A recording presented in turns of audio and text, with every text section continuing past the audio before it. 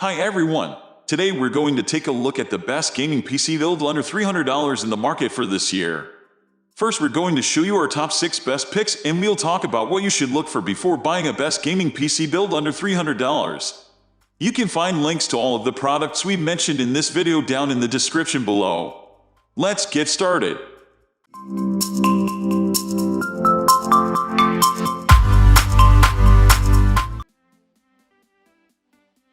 At the first position of our list, we have Ryzen 3 3200.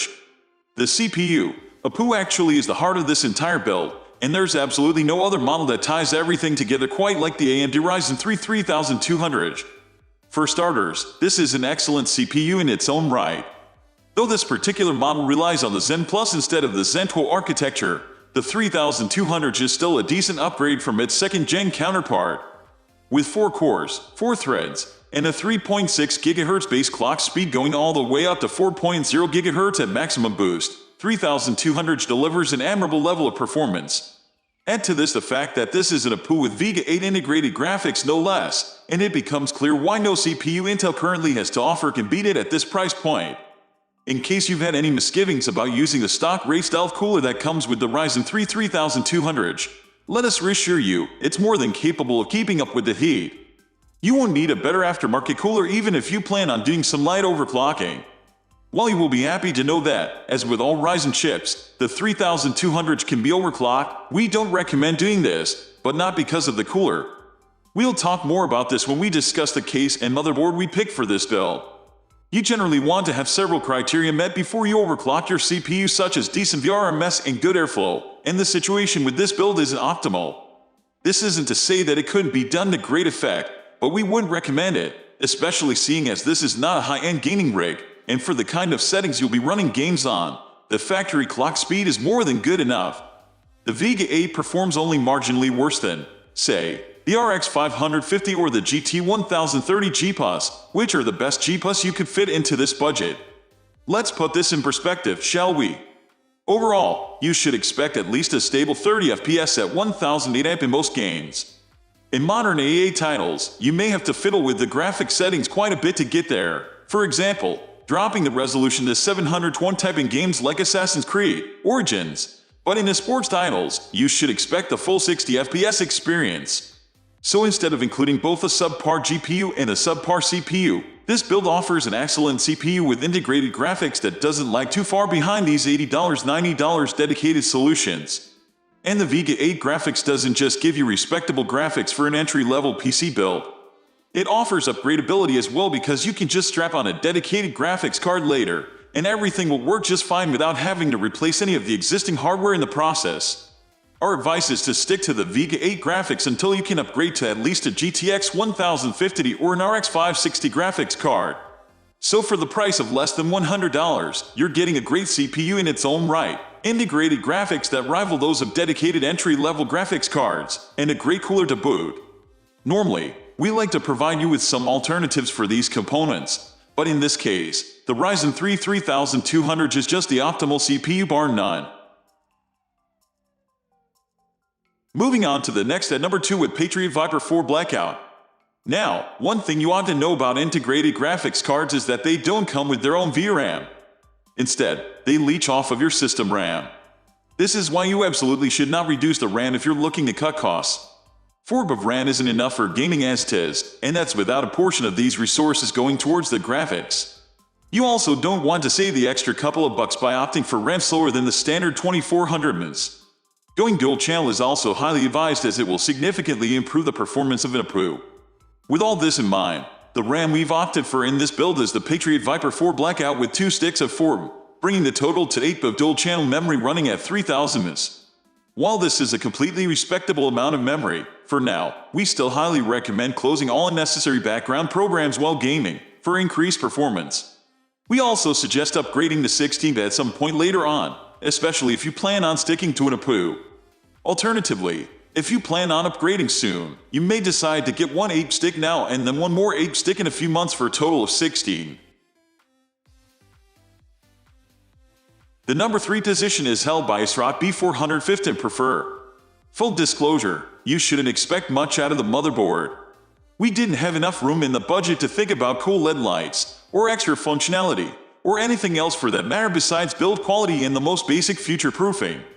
Nevertheless, the ASRock B400 Fit and Prefer has everything you'll need at the moment.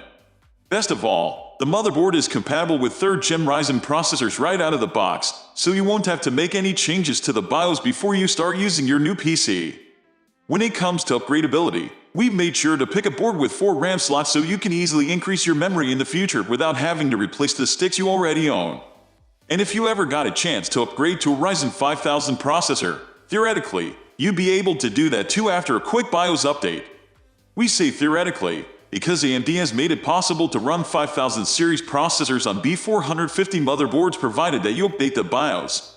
However, if you're already investing in something as powerful as the Ryzen 5000, you should aim for something more reliable than a basic $70 motherboard.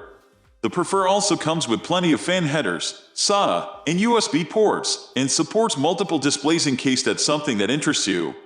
All in all, it's a very basic motherboard.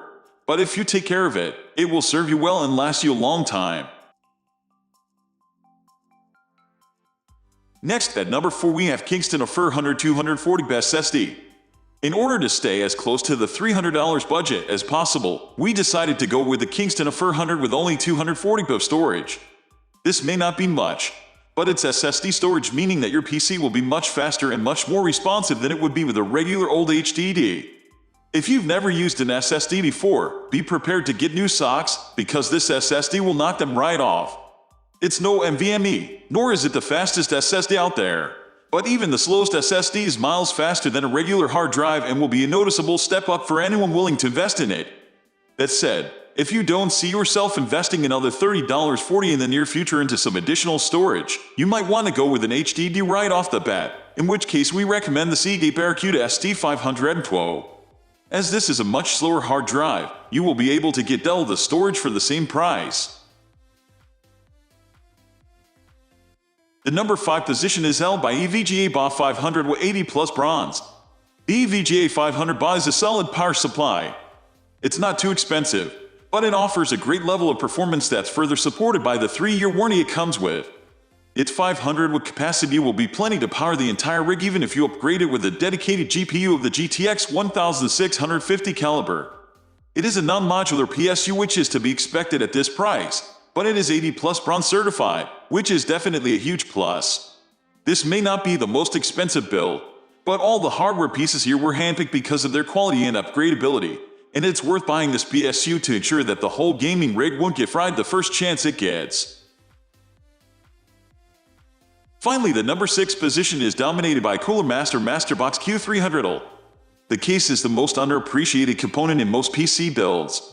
Oftentimes inexperienced builders will just pick something cheap that hopefully has enough room for everything, without any consideration for airflow. Long story short, you won't be doing yourself any favors by buying a $30 case, not unless you also intend to use it as an oven. It's not even that there aren't any decent, serviceable cases around this price range, but the few of such in existence are expertly hidden in a vast junkyard. This video should give you the gist of what we mean. So, what we've done here is we picked out one reasonably priced model that we can actually say good things about.